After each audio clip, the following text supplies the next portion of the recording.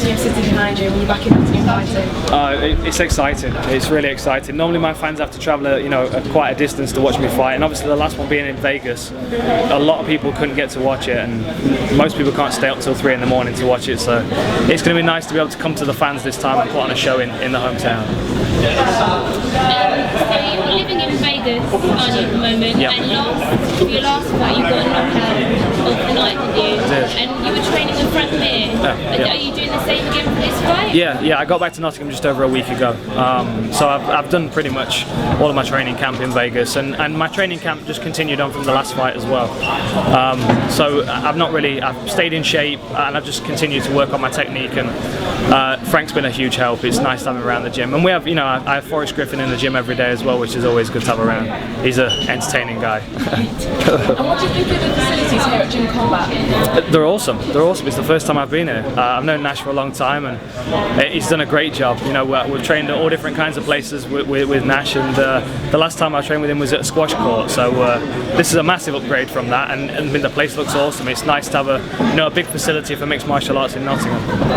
Dan, can I ask you, you're looking very confident watching the open workouts, you're having a mess around with the young lads, and you look happy and relaxed, and you seem like mentally you're in kind of a good place right now. Would that be a fair assessment? Yeah, definitely. I'm enjoying myself again. Ever since I moved to Vegas, and I've got a new bunch of guys around me, and it's fun again now. I'm learning, I'm getting better each training camp, and every training session I can go home and I've got things to think about, things that that I can work on for the next training camp. Good coaches around me all the time, making sure I'm not doing too much, not overtraining and wearing myself out, because that's when it stops being fun, when you're all tired and beaten up. And first training camp ever I've gone through and had no injuries as well. My weight's down, I'm within 7 pounds of my weight already, and like I said, no injuries, which is very unusual for me. Normally I'm all kinds of beaten up.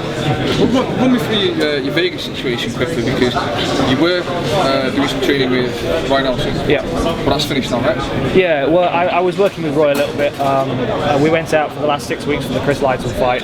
I took my Thai boxing coach from the UK and went out there for the 6 weeks, and we trained together, and I got some good training with him. I got some good tips from him, but we have different ethics as far as training goes. We don't really see eye to eye, as you can probably tell by our physiques. I like to train and he likes cake, so he's off doing his Ultimate Fighter thing, and he's got his guys he trains with, and while I was out there I started helping Frank prepare for the Nogueira fight. I was one of his sparring partners for that, to work on his hand speed, and Frank's just a great guy. We just got on really well. We're very similar.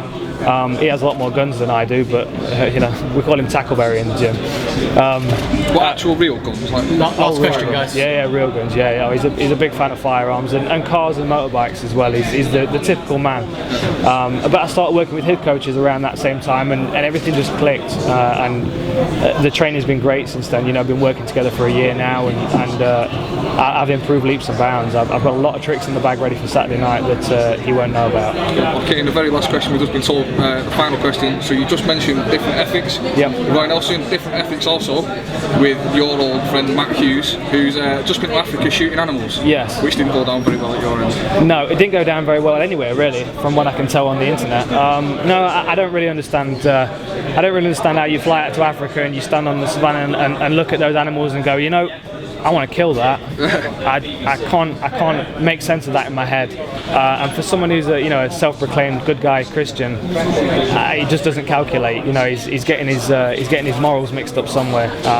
He needs to really have a look at himself and question what he's doing. Hunting for food, that's one thing, but going out and shooting. I mean, on that blog, he was out there for 2 weeks and he shot like 50 animals. I don't think he's going to eat zebra, is he? Let's be honest. He's not my kind of person.